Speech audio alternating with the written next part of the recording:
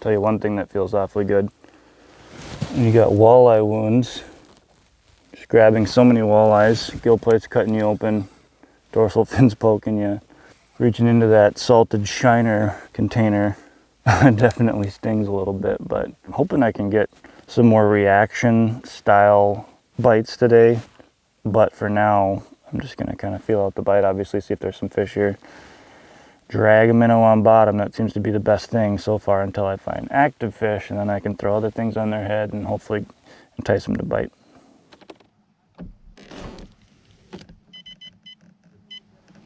Ooh, wow. Some marks? Oh yeah. Oh, another sog dog. Hanging out in a little bit deeper water, you are likely to catch a sauger. Flat, calm. I'm pretty tempted to make casts and actually cover water a little bit, but you can tell that's a sauger, not a walleye, but those pretty little spots on its dorsal fin. No white tip on the tail. Look exactly like a walleye, not a walleye. But anyway, with this calm water, I kind of I want to make a long cast and cover some water. So I might switch to a little bit of a reaction bait. I just didn't want to waste my minnow. So I kept it down there as long as possible until I got a bite, and now I have. So now we're switching gears.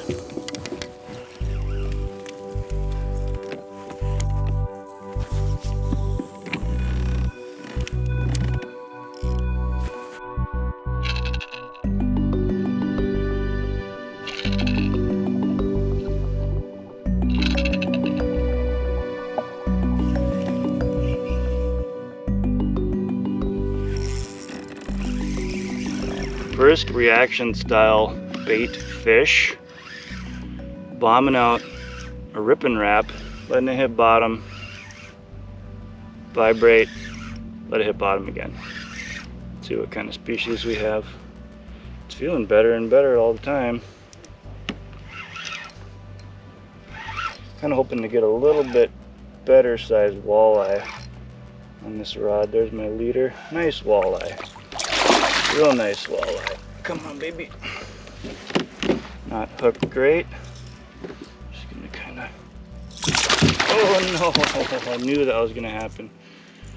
Should have just manned up and grabbed it with my hands, but I thought I could maybe gill plate it. That was probably a 21, 22 incher. Hit the Rippin Rap. That's what I'm grateful for. Like I said, it's calm like this, so I'm just gonna. I don't have the wind to really push me around, so I got to cover water on my own, make a long cast, and just encounter fish. So I'm really glad that they're willing to eat this thing.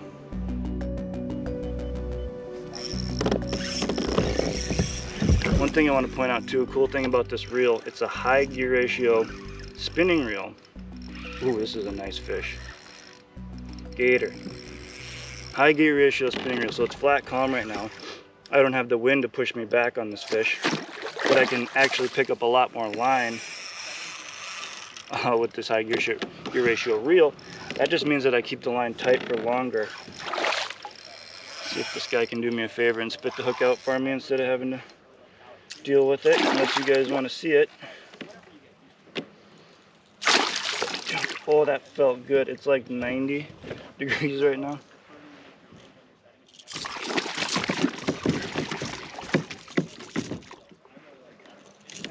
Gotta love pike. That's what I said. I wish you would just spit it out for me.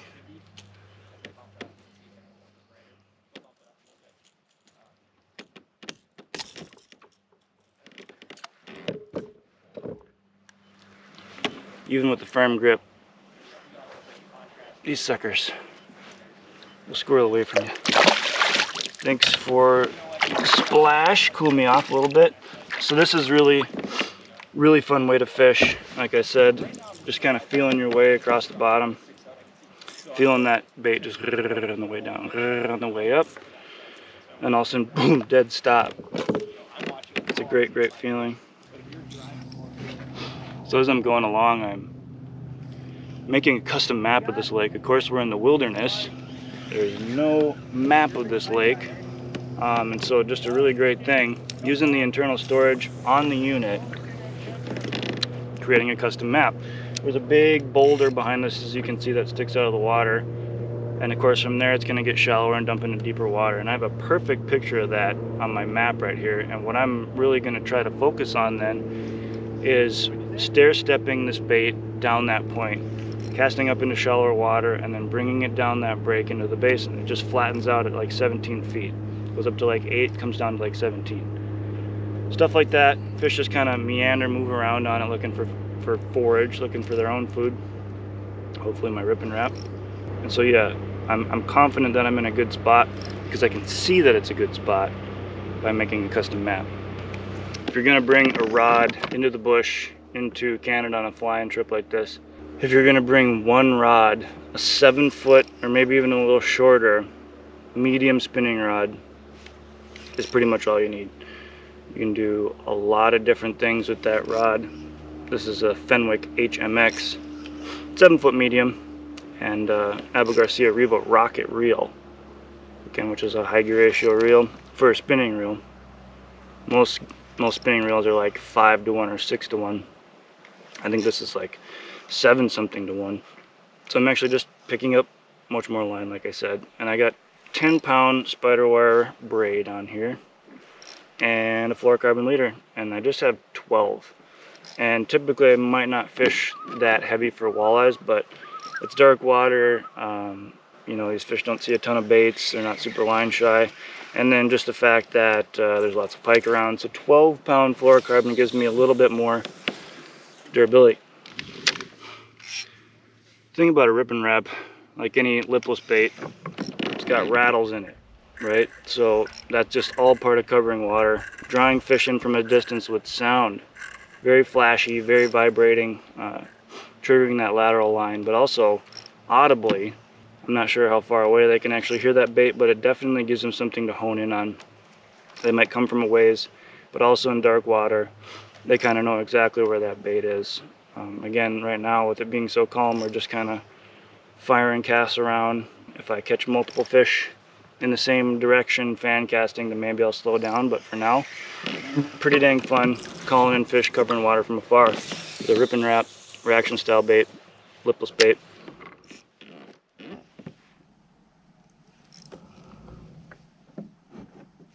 Oof.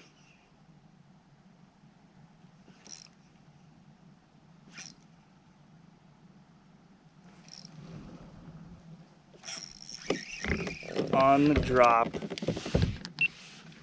How fun is that on the drop? I don't think this is very big, but it's still pretty fun. Wow. Giant. And guess what? It's a sauger. Little sauger, a little bit deeper water. That fish, I think, bit it at least twice on the fall. Finally got it. You know, if you get bit like that, just stay with the presentation. That fish is a lot of times even angrier if it misses the food that it's going after. So just kind of keep staying with the program, and sometimes they'll come back and hit it with even more force. Ooh. Come on back.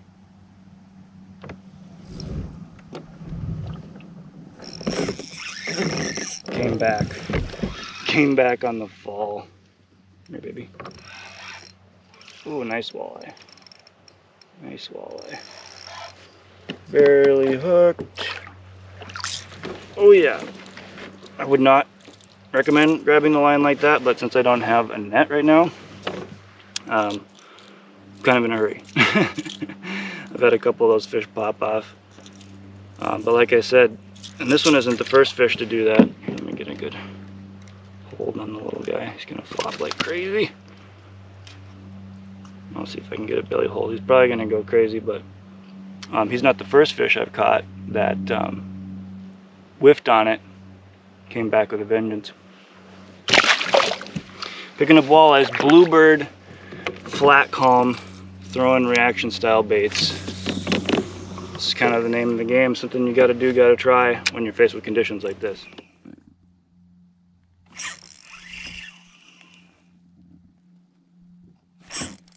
Oh, he came back. Fish came back again. That's so fun. picking up line with my reel, but also backpedaling with the kayak is a good way to keep the line tight, because a lot of times, obviously, that fish makes a move. Come on, baby. Oh, gator. And he engulfed it. Big jump for the camera. I'm not sure that we got that, but I would really like this Rippin Rap back. So I will treat this fish with respect. Here's the point that I'm trying to make, like I said. I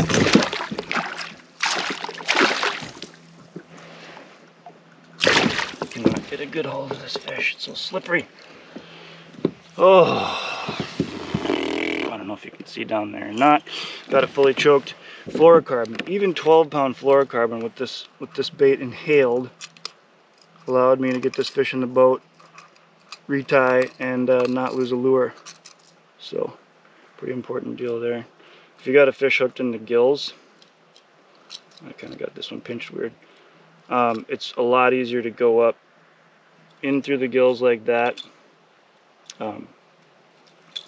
Saving your knuckles a little bit. This is going to be not an easy job because he's got it so deep, but we'll very delicately thread this through his gills and try not to harm this fish in any way. I'm going to retie after that as I paid. Just a little gator. He still hit super hard on reaction style bait. So, as I mentioned, fluorocarbon, good abrasion resistance. Check your line. If you feel even just a little bit, it's a good idea to retie. Not a good idea to bite your line. For some reason I have a bad habit of doing that. So don't do that. I may have, oh wow. Thought I might have snagged this fish. So things have kind of quieted down for me. Oh, look at that sardine sauger. Things have quieted down for me on this side of this little rock island. So I'm gonna I might fish a little faster, but I might go back to that side with a little bit steeper braid, closer to that little bit deeper bottom, and stair step it, because I'm kind of fishing more flat 17, 18 feet here, and I kind of want something with a little bit of a break to it. So I'm gonna head over there now and see if I can pick off some bigger walleyes, maybe even a bigger sauger.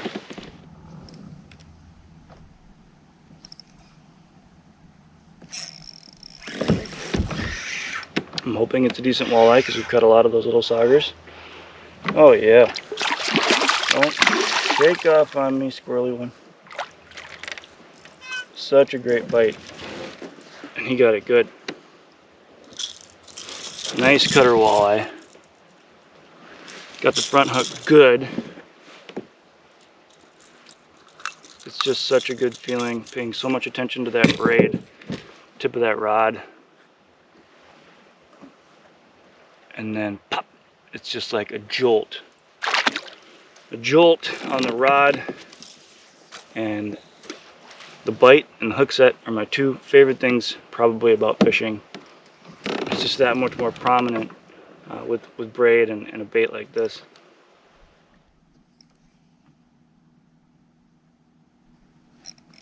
Ooh. Oh, how fun is that?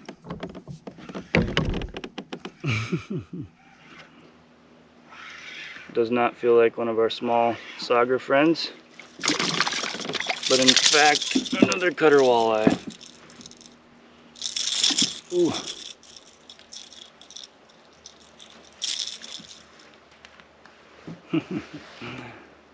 Just cutters. We're about to have shore lunch in a little bit. That would be perfect little fish for shore lunch. Like I said, I'm reaching.